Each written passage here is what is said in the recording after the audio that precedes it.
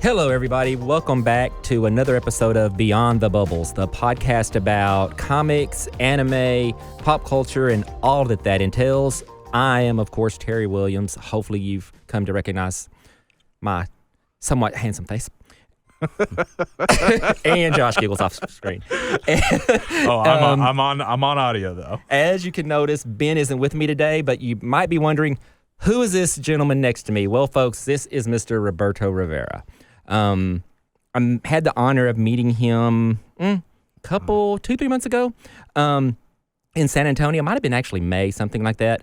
A creator, artist. I've been blown away by his work and wanted to have him on.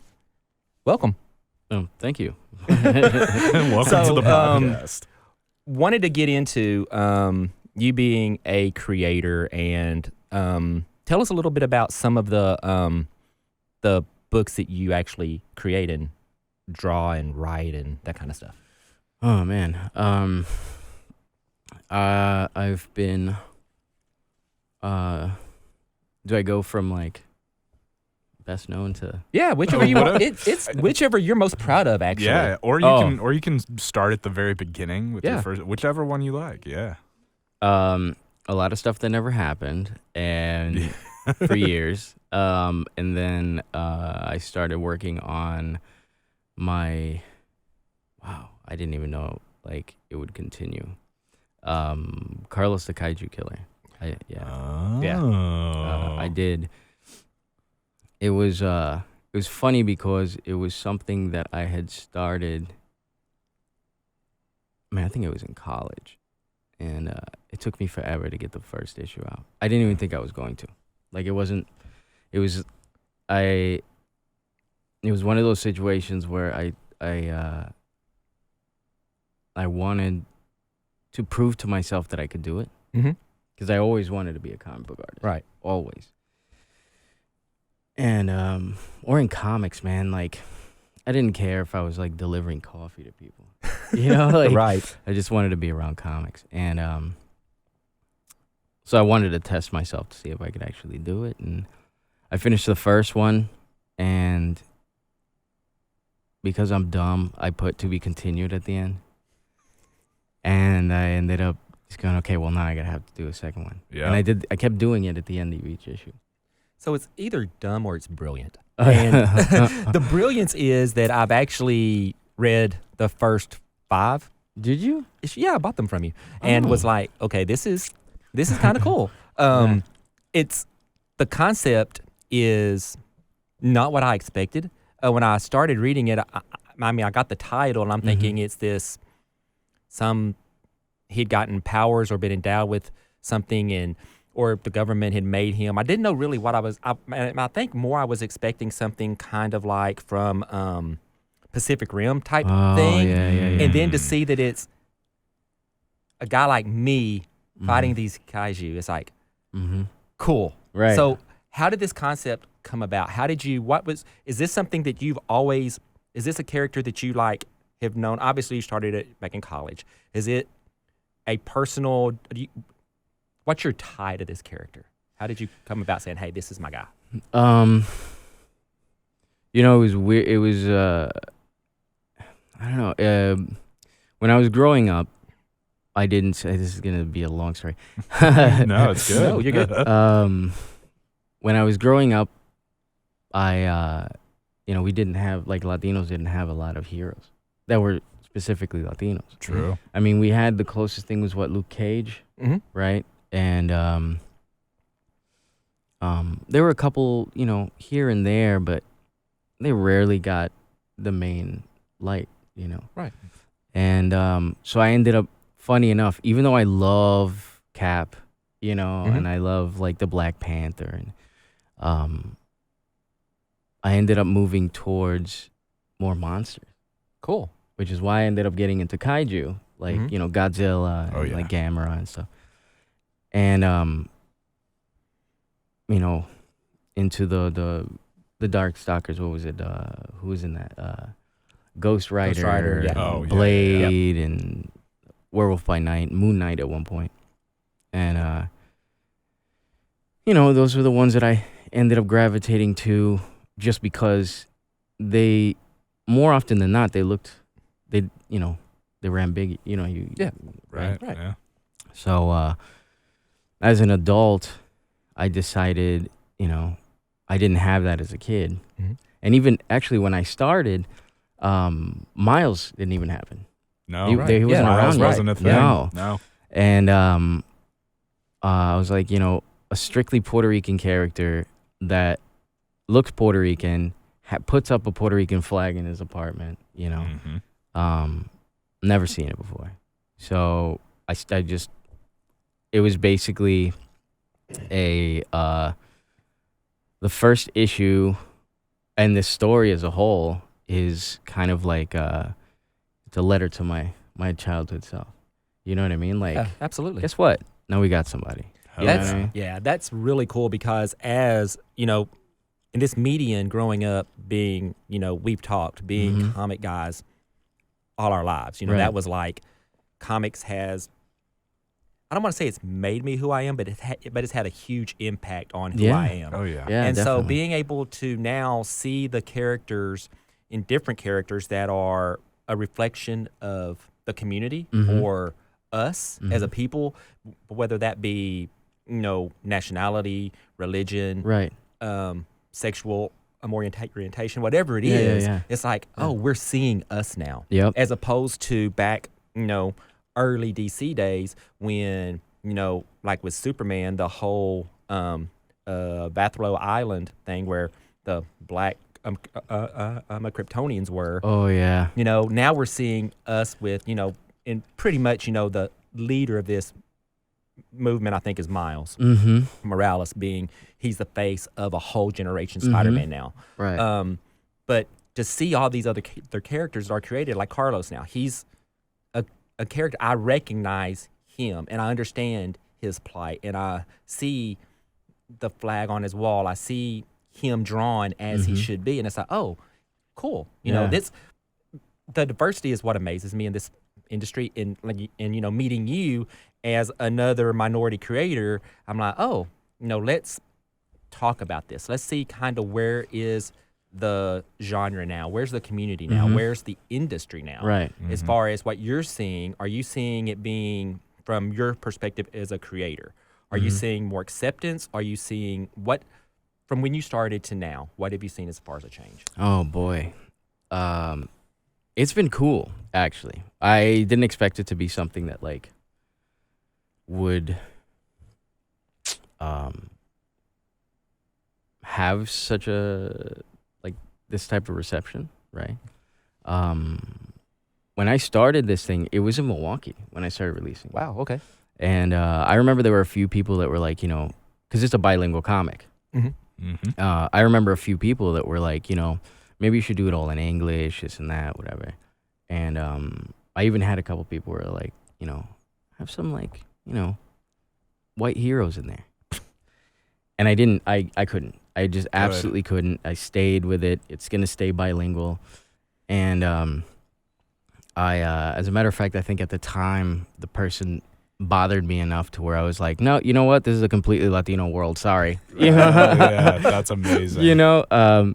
So, I mean, it's not, but it was fun to say that. But there were people, funny enough, the little comic shop that I had the book in Milwaukee, that book became the #1 seller of the indies in that shop. And I did tiny little festivals and stuff. And the cats that actually read the book would come up to me, and it was weird because it was just little hipster dude, light-skinned hipster dudes that I was like, bro, you don't even speak Spanish. And they loved it. Yeah. They absolutely loved it, which was crazy. Just blew me away.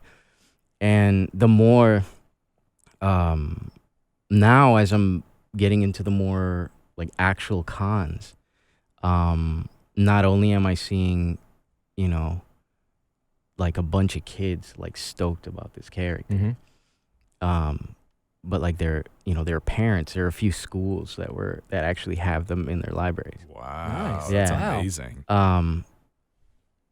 And it's it's been crazy. Like it wasn't what I expected, right? Yeah. It definitely was not what I expected. Especially since, people who are fans of like Marvel and DC, we've all met those cats, right? The real nerds, right? Right. They're the ones that you're like, oh boy, like Right. Here we they're go. gonna hate this. Here we Yep. go. But it was received way better than I thought it would. Funny story. There was this cat that actually he was in San Antonio. I can't remember. I think it was Casa. The first time I went, and he came over and he bought the first issue, right? And he was a vendor when he sat down, and then he came back and he bought another issue, and I was like, okay, this is kind of cool. Nice. And I think it was the next time I was at Casa, a homie came up to me, and he's explaining this story and like all these really cool characters and like just this thing. I was like, man, I would totally read that. Like, what is it? He goes, oh, dude, that's your comic book. And I was like, what?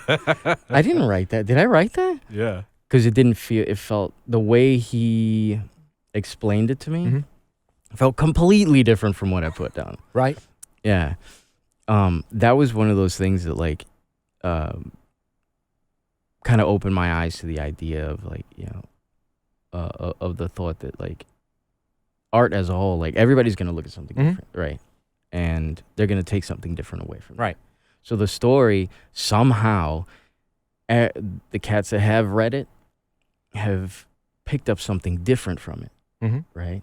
And then you get to hear the retelling of how it's just been crazy. But that was the first time I was like, yeah, all right, I can actually write. Yeah, the interpretation of, we all read something, and, all three of us can read something, and we all have a different takeaway from it. That one thing that's stuck in our mind or whatever. It's the same dialogue, the same exact book, but we're like, oh, I get this out of it, you get this out of it, Right. Josh gets this out of it. So that's what's really cool. So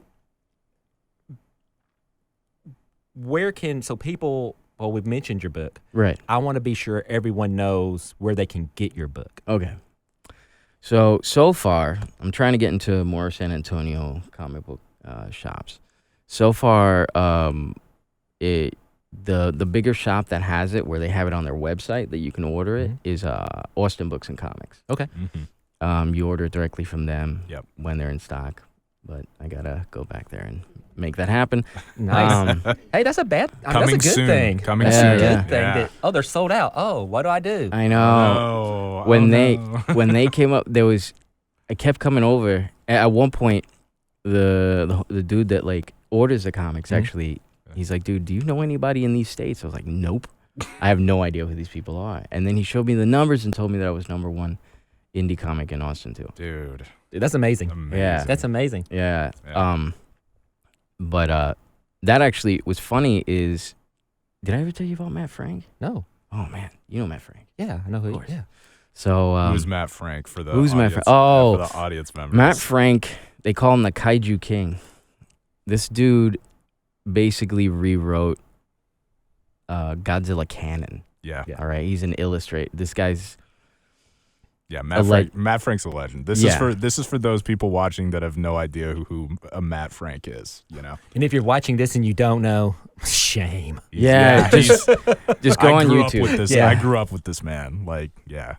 It's nuts because you look up any kaiju and they'll on YouTube and they'll have wiki videos about Matt Frank rewriting stuff and like changing everything. So that said, Godzilla, love him, right? Who doesn't? Yeah. And I read Matt Frank stuff and I ended up reading Red Man. It was nuts, but I didn't know he was from here. Like he's in Austin. Oh, yeah. I did not know that either. I didn't know that either. No idea. So I had just moved here for the most part. I was at IKEA, and it was during the pandemic, so everybody's got their faces covered. And I see this dude, and I'm like, he looks familiar. We walk away. I'm with my mother. We're like looking for stuff for my apartment, and I see him again. I'm like, who is that guy? Like, I know who that guy is.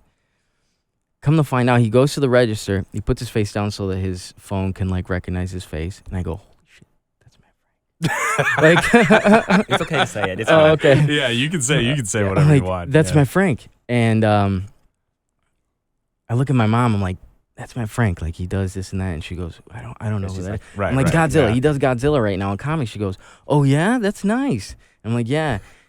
And she goes, you should talk to him. And I was like, what? What am I supposed to say? Yeah. So we get to the car. As we're walking to the car, he's behind us. Oh my God. Wow. And I'm like, oh God. And I thought about it. I sit in my car and I'm like, I don't know what to say to this guy. And it dawned on me. I'm like, you lazy bitch. You didn't take your books. You didn't move your books into the house. They're in the car. So I grabbed my books and I handed it to him. And homie just straight up, he's like, yeah, I was just looking at these. I was about to buy them at Austin Books and Comics. And like, he got tied up with some other people and he just forgot. Yeah. So I was like, well, here you go. You've got the whole run. And he's like, we end up talking a little bit, and we saw each other at the first casa, and he goes, yeah, we should work together sometime. Whoa. And I'm like, yeah, we should. And in the back of my head, I'm like, yeah, we're gonna work together, right? Yeah, exactly. So he, funny enough, a few months later, I get a message from him. He's like, do you want to do colors for Spectre Man? Oh my. That's was it Antarctica? Antarctica, Yeah. And I'm like, yeah, like that'd be great. So I ended up doing colors for Spectre Man, which was a complete reboot. So he's like he's part of like rewriting this whole thing. And I did some, like a little bit of like I had the saturated colors because I love doing like saturated stuff, and I threw in a little bit of extra zhuzh that I hadn't seen in any of his books yet. And I was like, he's going to hate this. He's going to hate this. He's going to make me change it. So I had a layer that was just very normal. I was like, backup. If he hates it, I'll send him the regular one. And he loved it. So like the shot, he's got a shot where, his rainbow, he shoots like a rainbow beam. Yeah. I did this thing where it's like, almost like it's like a colored zip tone. Okay. Oh. Yeah. That's cool. So it was like the zip tones kind of broke off, and it was sick. And he loved it. Like I waited and made me sweat, and then he's like, dude, I love it. Like leave it. Like do that. So that stayed in, and that's like that's my claim to fame. I did that. Nice. Hey, that's awesome. Dude. That's a great story. Yeah. And it's all because basically your mother encouraged you to talk to the guy. Yeah. She's encouraged me to do a lot Although of things. she didn't know who he was. I was like, oh, talk to him if you like him. Oh, yeah. Because of that, I did. I've done some flats on stuff. We just came out with Space Godzilla. That's out. Ooh. Yeah. Which is cool. It's Godzilla Rivals. Oh, okay. I need to check that out. Dude, that one's dope. I need to check that out. One's haven't seen it yet. dope. Check it out. And I've looked at it. It's like 40 pages long. And I looked at it for 40 pages, and I still like it. Nice. You do some art, and then you're like, ugh, and you put it aside. Never gonna be seen again. Yeah. It's so dope. And there's another thing that he and I are working on. Sweet. It's in the works. Just finished, actually. I just Awesome. finished the colors for it. Sweet. So stay tuned. Yeah, so I'm really excited about that one. Well, we're definitely going to keep folks updated here on your new stuff. Oh, yeah. So they can see it or know what you're doing. Yeah. Because like when I first met you down at Alamo HeroCon, you were there. And you had a booth out front, and I went out and was looking and saw the book and watched you draw, and I'm like, hey, that's amazing, just watching someone draw. And so then, I saw you again at another show, and you, we got to geek out a little bit and talk about our love of characters and comics. And my favorite character, of course, is, everyone knows by now, it's Blue Marvel. It's my favorite character of all time. Oh, yeah. And again, it's one of those characters that I gravitated to And it's not anything from when I was a kid. Because when I was a kid, there was Luke Cage and there were, the minority characters. There weren't any big name characters. Yeah. And then, we got Blue Marvel, who is an African-American, super intelligent. His intelligence rivals Reed Richards. He, his powers are that of basically the Sentry. He's like Superman of Marvel, basically. And I was telling you that, and you said you would do a commission for me. Yeah. You brought it in today. Yeah. And it's disgusting, man. I am stoked about this. This is like one of my new prized possessions. It's amazing. And again, knowing that you did this is just, I can't fathom it. Watching you work, man, again, I've watched you just sit and draw Godzilla, or you drew that Spawn for the guy that he immediately bought as soon as it was done. And I'm how did you just do that? Yeah. And it boggles my mind. So I don't even know the word I'm looking for, but it's like I'm in awe of this type of stuff. So this, to me, I can't thank you enough for this, because I know it's a one of a kind, and it's my comic hero. Yeah. So this is going up and will never be on the wall. Yeah, this will never be anything. Be framed. Will be done with it. Yeah.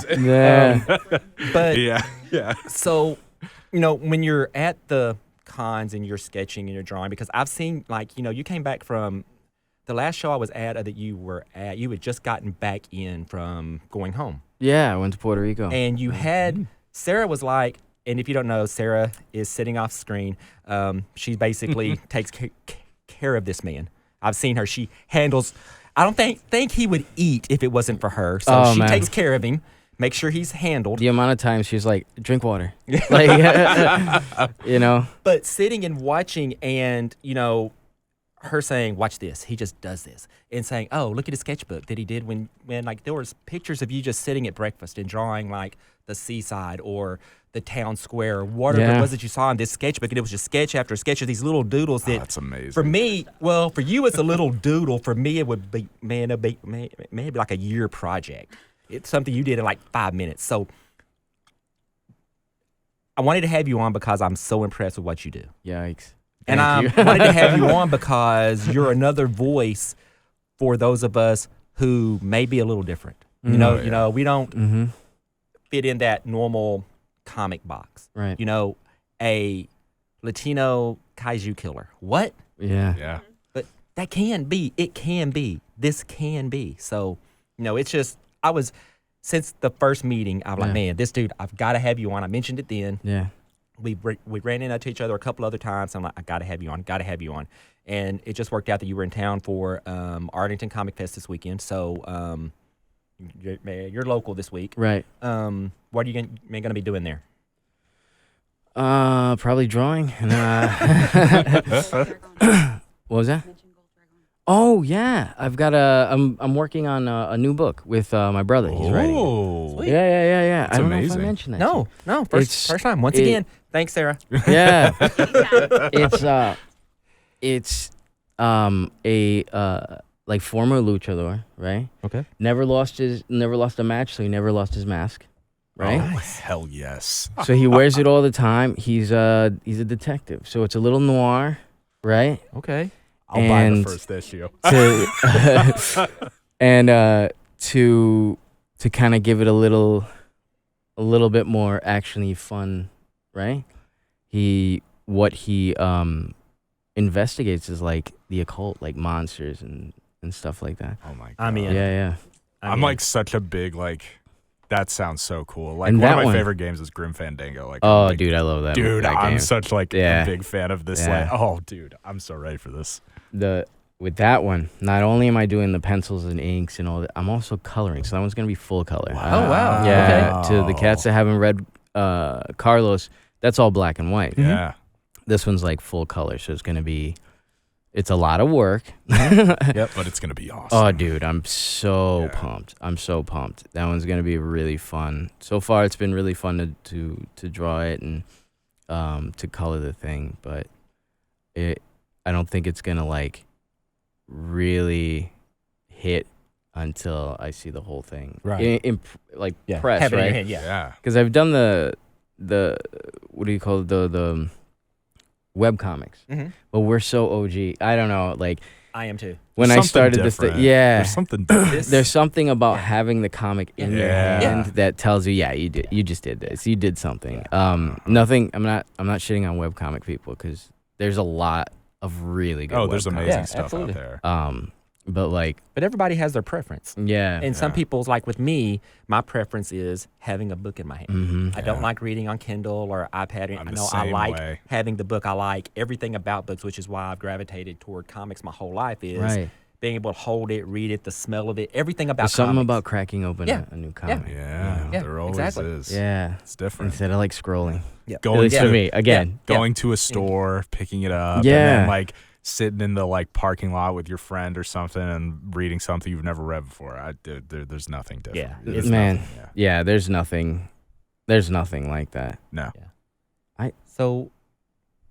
So where outside of this week, Mhm. the folks who may be like, oh, hey, I want to see this guy. They hear me talk about watching you draw or whatever. Right. Where are you going to be? What are some upcoming shows?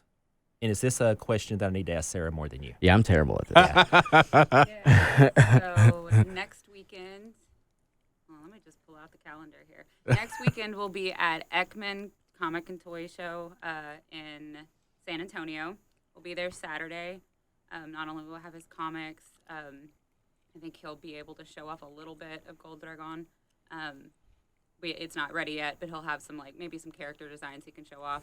And we'll also have some toys that we're on our table. Not us, but we Yeah. have some Oh, two oh, I big thought- resales Very I that thought- he's been holding on Oh, for nice. a while Okay. that I mean, are now pretty valuable. I have been working on a Carlos toy. Oh, Just saying. Just okay, saying. cool. Even better. Let's go. And then, November 4th, we'll be at the DamCon here in Dallas. Sweet. Yeah. That's, Oh, that one's gonna be like, fun. Yeah, that's like every big Japanese monster you can think of. Oh, Yeah. I will be Oh, going yeah. to. Is that the I've one- Gotta come. I didn't That's even the hear one that I'm about doing that. Oh the my panel God. for. Yeah, no, that's in Houston. That Oh, one yeah. we're really excited about. Doing a So, panel. Yeah, That'll be my December. second You did panel. one at Gigantic. Gigantic. Right. Con Yeah, recently, I yeah. heard. Yeah. So how did Wow. that go? Were you nervous? Was it? Yes. I can confirm.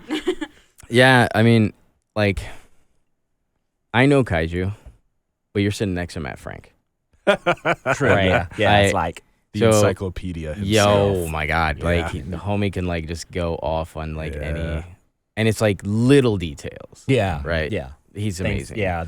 So, nervous? Yeah, definitely. This next one, I'll be nervous at that one, too. Of course. Just like I was nervous walking in here and of sitting course. down. Yeah. Every time that that's one of those things. Even at shows now, and I've done so many. Mm-hmm. Still, when it sets up, the nerves are like there. I don't know Yeah. why until I break it with like talking to the first customer. It's like Mhm. okay, I'm in my element again, and it's like okay, cool. This is what I do. This is fun. Yeah. And so I completely understand that. So that's gonna be a fun show. The, you remember Watabe, right? From the Mhm. book? Yes. I was just in the car, and I know how I'm gonna start the next arc. She's gonna be the narrator. You haven't read the book yet. Oh, Have you? man. No, I haven't. No, he So wasn't. a lot of the book has, But you figured this out in the car? yeah, Right yeah. before here? I didn't Dude. know how it was gonna start the whole time. That's Yeah, so cool. See, that's some of the stuff that I'm talking about. It's Yeah. like he'll just like randomly just like, oh, okay, like literally, Josh. So we were at a show and we were talking, and I'm like, hey, you ought to start doing like remarks. He's like, Oh, okay. yeah. And so he got a blank, and she's like, what can I draw? And I thought, ooh. No, he said, oh, I'm going to do Spawn. And he started working on this Spawn.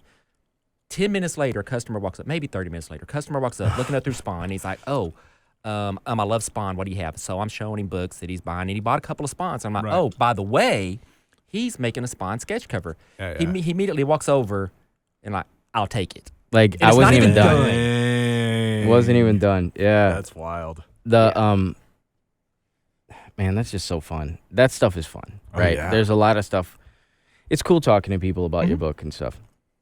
But when people are like, "Yo, I love this piece that you've done," like the face, like just people being super stoked, There it is. That's the That face. face. stoked about something that they wanted me to do. Like, that's the best. I couldn't.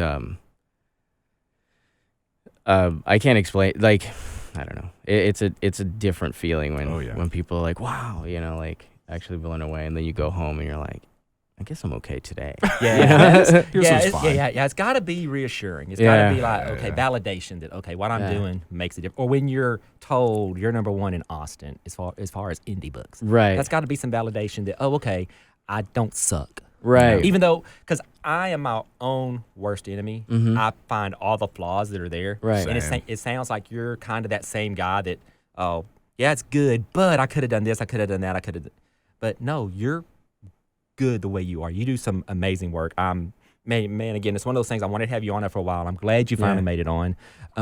You're welcome back anytime you're in town. If you want to drop in each time you're in town for a show, I'll do it. Or we can do the a stage Zoom. is yours. Yeah, we can do a Zoom if you're whenever busy. you have the new stuff ready to go and you want to break it. Would love to help you get it out there. That's funny because Amazing. is it the Houston one that? Yes, Houston, December 2nd, Comic IndieCon. So I'm gonna try and have Gold going at least a 10-pager. Okay. But I'm doing a gold foil. I don't cover, have a so. show scheduled for December. That might be a show I need to look at booking for December. Yeah. That might be fun. I'll go down with you if you Yeah. do early December. Yeah, December I'm free 2nd. then. Yeah, Hey. I'll go down with Make you. it a road trip. Yeah, Yeah. let's do it. So, Yeah. so folks, we are pretty much out of time. Goes by really fast when you're having fun, enjoying the folks you're on with. Once again, this man has, like, when I first met him, knew, hey, this is a good dude.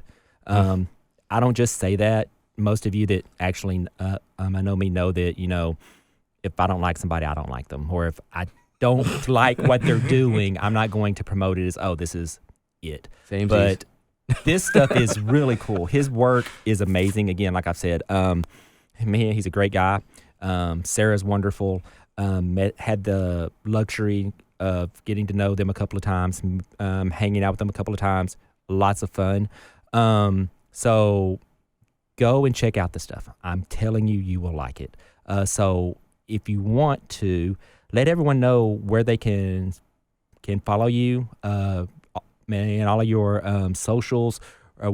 Man, once again, where they can get the book, can they order it online, all that kind of stuff. Let them know. So far, let's see. You can order it at Austin Books and Comics. They're connected to like a big comic book website that they can. Yeah. Right. So you can order from them. My socials are all the same. Roberto Rivera Art. So you could go to like Instagram, type that in. It's all at Roberto Rivera Art. And you'll be able to Perfect. tell because it's the beautiful guy with the great looking beard and a man bun. Awesome, perfect. I'm jealous of your hair, by the way. I cut off my hair like 2.5 months ago, and it was like, it was down to down my back and everything. Yeah. And I loved it. I put it up, and then summer hit in Dallas really hard, and I was walking around, and I was like, I'm gonna die of heat stroke, so I had to cut it off. It's constantly in a bun. Yeah, it was one of the few times I didn't have mine in a bun. Yeah, either. I totally understand the struggle, guys. Here we go. Oh, you know what? At the end of this show, let's talk about Terry. We're not talking about him. I can grow my hair. I can. I just don't. Terry, to be fair, you're probably one of the best looking bald people I know. Oh, so, see, there we go. That's why he big makes facts. producer bucks right there. Yeah, it's not much, ladies and gentlemen. But we absolutely thank you for being on. Man, again, I absolutely appreciate it. This has been Beyond the Bubbles, podcast about comics, anime, pop culture, all that kind of stuff. Please go hit that like, subscribe button. You can find us on YouTube. You can find us on iTunes. You can find us on Spotify at Beyond the Bubbles. Let us know what you think. Send us comments. If you want to get a commission by Roberto, feel free to ask. Yeah. Send him a personal message. He ships. He can do it for you, and it's amazing. Believe me, he does it. It's really cool. I'm so stoked about this. So thanks again, folks, for joining us. We appreciate you. We wouldn't be here without you. Tune in next time. Thanks.